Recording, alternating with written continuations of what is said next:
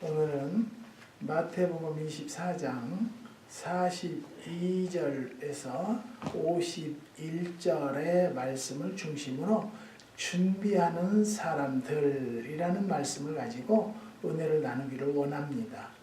세상 만사는 준비가 꼭 필요한 것입니다. 준비 없이 되는 일은 없습니다. 상급학교 진학도 준비가 필요하고 결혼도 준비가 필요하고 사업도 준비가 필요하다는 것입니다. 그뿐입니까? 사는 것도 죽는 것도 준비가 필요합니다. 어떤 사람은 자손들에게 유언을 하고 유서를 써서 변호사에게 맡기고 부고 문안을 만들고 장지를 정하는 등 자기 죽을 준비를 철저히 섬세하게 하는 것을 보았습니다. 어느 날 갑자기 죽어서 유족들이 당황하면 안 된다는 것이 그 사람의 지론이었다는 것입니다. 주님은 여러 차례 준비의 중요성을 말씀하셨습니다. 본문 역시 깨어 준비해야 될 것을 교훈하신 말씀입니다. 이러므로 너희도 예비하고 있으라. 생각지 않을 때에 인자가 오리라는 말씀은 준비하고 있다가 다시 오실 주님을 영접하라는 것입니다. 그러면 여기서 두 가지 준비를 통해서 생각해 보는데요. 첫 번째는 다시 오실 주님을 맞을 준비를 해야 된다는 것입니다. 주님은 다시 오는가, 오실 것인가, 2000년 전에 베들레헴에 오셨고 우리를 죄에서 구원하신 예수님을 믿는 사람이라면 예수님의 재림도 믿어야 할 것입니다. 초림은요, 믿지만 재림은 믿지 않는다는 것은 예수님 전부를 믿지 않는 것이기 때문입니다. 우리가 주님의 재림을 믿어야 하는 이유가 있는데요. 첫째는 구약의 예언들 때문입니다. 구약은 예수께서 오시기 전에 기록된 책입니다. 그런데 구약 도처에 메시아이신 그리스도가 하실 일을 예언하고 있는데 그 가운데 세상을 심판하신다는 예언이 여러 군데 기록되어 있습니다. 몇 군데 예를 들어 보겠는데요. 이사야서 11장 4절에서 5절을 보면 공의로 핍박한 자를 심판하며 정직으로 세상의 겸손한 자를 판단하실 것이되 라고 했습니다. 심판이나 판단은 재림주의 특권인 것입니다. 이사야서 66장 15절에서 16절을 보면요. 보라, 여호와께서 불에 옹이 되어 강림하시리니 그 수레들은 회립바람 같으리로다. 그가 형력한 위세로 노를 베푸시며 맹렬한 화염으로 견책하실 것이라. 여호와께서 불과 칼로 모든 혈육에게 심판을 베푸신 즉 여호와께 살육당할 자가 많으리니 라고 말하고 있었습니다. 불에 옹이 되어 강림하시고 라는 것은 재림을 뜻하는 말씀입니다. 다니엘 7장 13절을 보면요. 인자 같은 이가 하늘 구름을 타고 와서 라고 했습니다. 인자는 예수님이시고 구름을 타고 오신다는 것은 주님이 친히 하신 예언과 일치하고 있습니다. 그 이외에도 수를 셀 수 없을 만큼 여러 곳에서 여러 선지자들의 입을 통해서 그리스도의 재림을 예언되어 있습니다. 두 번째는 예수님 자신의 예언 때문입니다. 요한복음 14장 3절에서 주님은 가서 너희를 위하여 처소를 예비하면 내가 다시 와서 라고 하셨습니다. 그리고 작은 계시록이라 부르는 마태복음 24장과 누가복음 21장 그리고 마가복음 13장에서 자세하게 재림의 징조를 밝혀주셨습니다. 그 누구의 말보다도 가장 신빙성이 있는 것은 주님 자신이 하신 말씀입니다. 우리는 주님의 신실하심과 불변성을 믿습니다. 그 주님께서 다시 오신다고 하셨기 때문에 우리는 주님의 재림을 믿고 또 믿는 것입니다. 세 번째는요, 사도들의 증거 때문입니다. 예수님의 재림을 증거한 사도들은 예수님을 가장 가까이서 모셨던 제자들과 바울 사도였습니다. 마태는요, 마태복음에서, 마가는 마가복음에서, 요한은 요한복음에서, 또 계시록에서 예수님이 다시 오신다는 것을 증거했습니다. 베드로는요, 그가 쓴 베드로 전후서에서 바울은 바울 서신 도처에서 재림을 증거했습니다. 몇 군데 예를 들어보는데요. 디모데전서 6장 14절을 보면 우리 주 예수 그리스도 나타나실 때까지 라고 했고요. 베드로전서 1장 7절 보면 예수 그리스도에 나타나실 때 라고 했고 13절 역시 예수 그리스도에 나타나실 때 라고 했습니다.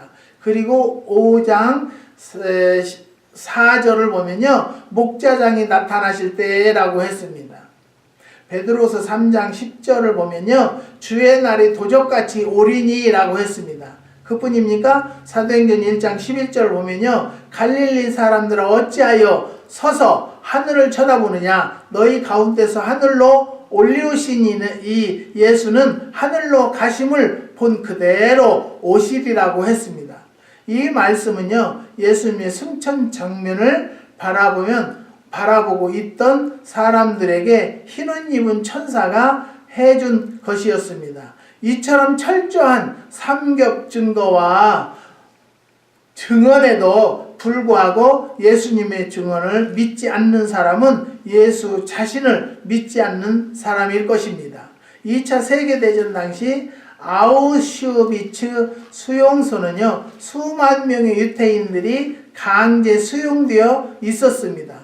그곳 수용소 벽에는요, 유태인들이 쓴 낙서들이 이곳저곳에 남아있는데 한 곳에 이런 글이 있었다고 합니다. 우리는 메시아가 오실 것을 믿는다. 단지 그분의 도착이 조금 늦어지고 있을 뿐이다. 신약 성경 전체에 318번이나 재림에 대한 약속이 나오고 있다고 합니다. 주님은 다시 분명히 오십니다.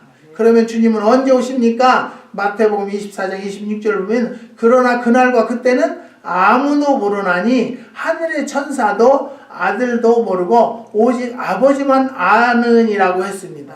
우리는요, 한국에 전쟁이 일어난다, 3차 전쟁이 일어난다 그러는데요, 여러분, 복음이 땅끝까지 전파되었을 때 주님은 오실 것을 저는 믿어요. 그렇지만 그때가 언젠지는 저도 몰라요. 아직 이북에도 복음이 들어가지 않았어요. 근데 무슨 전쟁을 하나님이 허락하시겠습니까? 우리는요, 세상에 사람들이 하는 소리를 듣지 말고 성경적으로 지켜서 그 마음을 굳건히 가지고 사는 성도들이 되시기를 주님의 이름으로 부탁드립니다. 본 구절의 해석에 대해서 주경가 엘포트는요, 예수님의 완전한 복종과 겸손을 뜻한다고 했습니다. 특별한 계시를 받았다는 이유나 하나님과의 영통을 했다는 이유로 재림 날짜를 예언하는 것은 큰 잘못이 있다는 것입니다. 지금까지 주님의 재림 날짜를 예언한 사람 치고 실수하지 않은 사람이 없습니다. 앞으로도 그렇게 될 것입니다. 우리나라에서도 여러 차례 예수님의 재림 일자를 예언하고 시한부 종말론을 주장하다가 패가망신한 사람들이 얼마나 많이 있습니까? 미국에서도 시한부 종말론 때문에 때론 문제가 일어났을 때가 있습니다.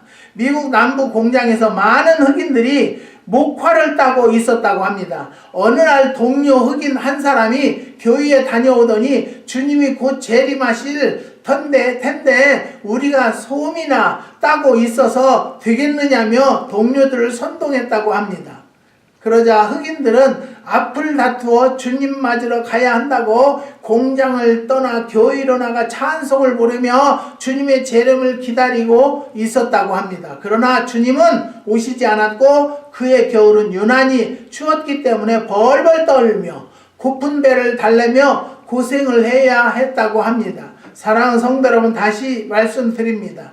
주님이 오실 때 우리는 맞이할 마음의 준비를 할 뿐이고 말씀과 기도할 뿐이고 주님 뜻대로 살 뿐입니다. 트럼프가 전쟁을 일으킨다. 김정일이가 20대 대통령이 김정은이가 20대 대통령이 될 것이다. 누가 그런 헛소리를 하는데 그런 소리에 현혹되어 있느냐 그 말입니다. 제가 어느 유튜브를 보니까요. 예수 피 교회가 있어요. 예수의 피. 예수의 피피피피. 예수의 피피피피. 그러면 마귀가 5만 마리 들었다. 1000마리 들었다. 이혼을 해라. 재정을 갖다 바쳐라. 그런 속에 빠지는 성도는 어떤 성도냐 그 말이에요. 말씀을 올바로 알고요. 조금도 요동하지 않는 성도들이 되시기를 주님의 이름으로 부탁드립니다. 한국에서도 주님 오신다고 대학을 그만두고 교직을 그만둔 직장인 남편과 자식을 버린 가정주부들이 얼마나 많이 있었습니까? 지금 그들은 어떻게 살고 있는지 궁금합니다. 데살로니가 후서 2장 2절을 보면요. 혹 영으로나 혹 말로나 혹 우리에게서 받았다 하는 편지로나 주의 날이 이르렀다고 시동심하거나 두려워하거나 하지 아니할 그것이라고 말씀하고 있습니다. 또 3절을 보면 누가 아무렇게 하여도 너희가 미혹하지 말라고 했습니다. 말세에는요 미혹하는 영이 많이 나왔다고 했습니다. 사랑하는 성도 여러분, 우리는요 세상의 사람들이 예언가가 능력가가 얘기한다고 해도 성경에 비춰서 아닌 이야기면 예수의 보혈로 다 버려버릴 줄 아는 성도들이 되시기를 주님의 이름으로 부탁드립니다. 중요한 것은 본문의 44절의 경고대로 예배하는 일입니다. 언제 오실는지 알 수 없기 때문에 우리가 할 일을 깨어서 준비하는 것입니다. 주인이 먼 곳으로 떠나며 종들에게 집안일을 잘 돌보고 재산관리를 바로 하라는 당부를 했습니다. 49절을 보면요. 주인이 천천히 오리라 하여 다른 종들을 때리고 친구들과 어울려 주색잡기에 빠져 있었습니다. 그리고 50절을 보면요. 생각지 않은 날 알지 못하는 시간에 그 종의 주인이 이르러라고 했고 51절을 보면요. 엄히 때리고 오라고 했습니다. 우리는 여기서 주님의 재림이 없을 것이라고 생각하거나 아직 멀었다고 여겨 타락하고 제멋대로 살다가 갑자기 주님이 오셨을 때 겪게 될 심판을 생각해야 하는 것입니다. 성탄을 축하하고 기뻐하는 사람들이라면 다시 오실 주님의 재림을 준비해야 한다는 것입니다. 마치 결혼식 날을 기다리는 신부처럼 그날을 기다려야 하고 기다리되 졸면서 기다리면 안 되는 것입니다. 사랑하는 성도 여러분, 다시 말씀드립니다. 깨어 근신하며 기도로 준비하는 성도들이 되시기를 주님의 이름으로 부탁드립니다. 크게 두 번째, 새나라 새집에 들어갈 준비를 해야 되는 것입니다. 4.19 혁명으로 철옹성 같았던 이승만 정권이 무너지고 새로운 정권이 시작되었습니다만 정치 싸움으로 쿠데타였습니다. 단단한 단구에 까만 색안경을 낀 박정희 소장은 혁명의 영웅이었습니다. 그리고 그들이 내건 구호는 부정부패의 척결이었고 경제재건이었습니다. 그러나 역사는 순환되었습니다. 여러 차례 반복된 정권 교체에도 불구하고 우리가 꿈꾸던 지상낙원 파라다이스는 실현되지 못하고 있습니다. 오늘까지입니다. 지금도 파라다이스는 꿈꿀 수가 없습니다. 돌아다 보면 유정자들이 다 해먹었습니다.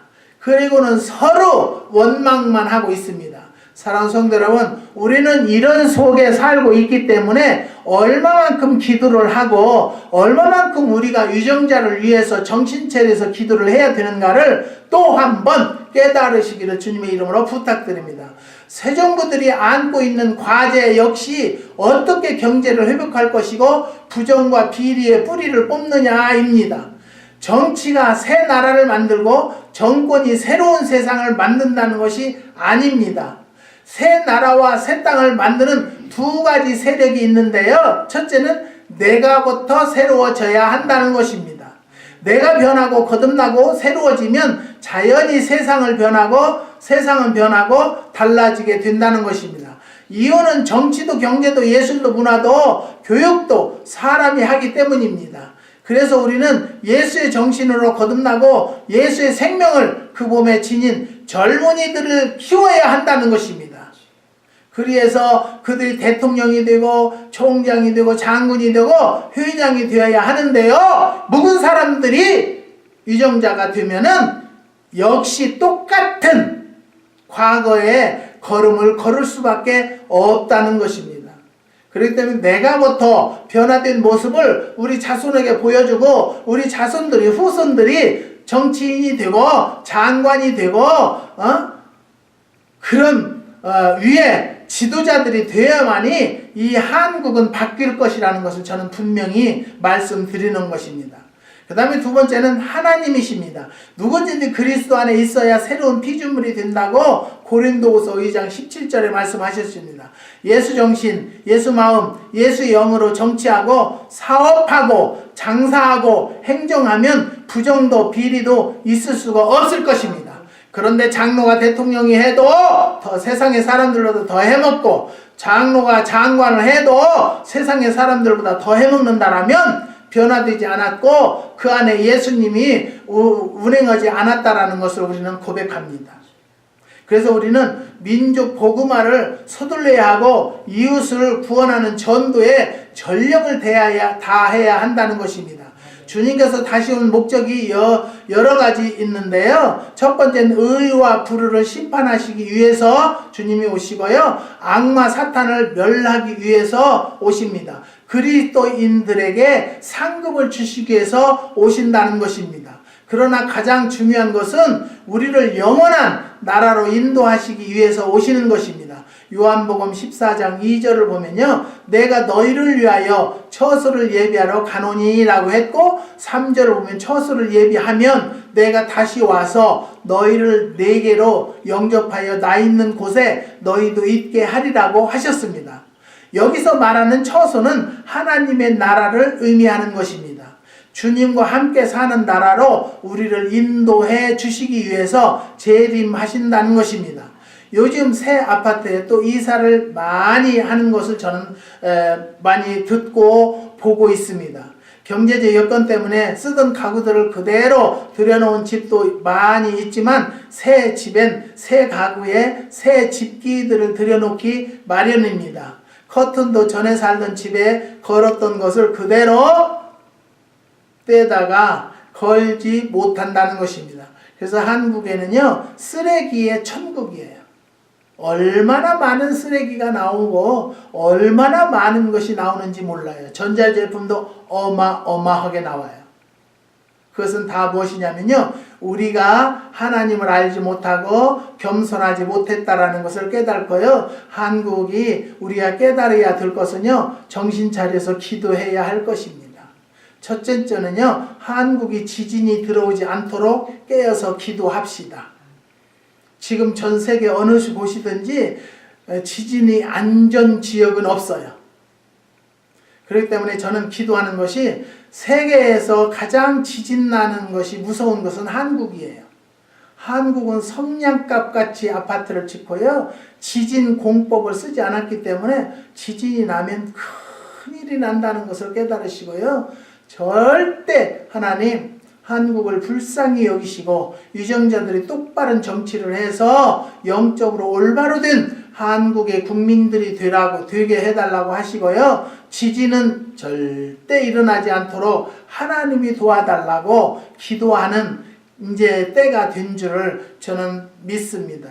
사랑하는 성도 여러분, 그 하나님 나라에 들어가 살려면요, 내가 먼저 새 사람이 되어야 되고요, 겸손한 자가 되어야 한다는 것을 깨달으시기 바랍니다. 어떻게 새 사람이 됩니까? 예수를 믿어야 하고요, 죄사함을 받아야 되고요, 물과 성령으로 거듭나야 한다는 것이죠.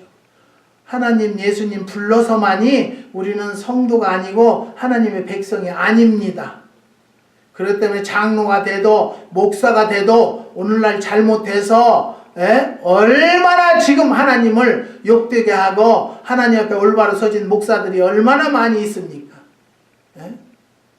사랑하는 성도 여러분, 하나님을 믿는 자들은요 정말 영이 깨끗해야 돼요. 그래야만이 우리가 주님의 나라를 갈 때도 심판 받을 때도 잘했다 칭찬 들을 수 있는 성도들이라는 것을 깨달으시기 바랍니다. 우리는 준비하는 사람들입니다. 다시 오실 주님의 재림을 준비해야 한다는 것입니다. 영원한 나라에 들어가 살 준비도 해야 한다는 것입니다.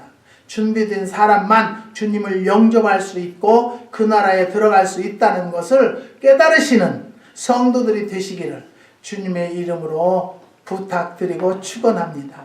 기도하시겠습니다. 하나님 감사합니다.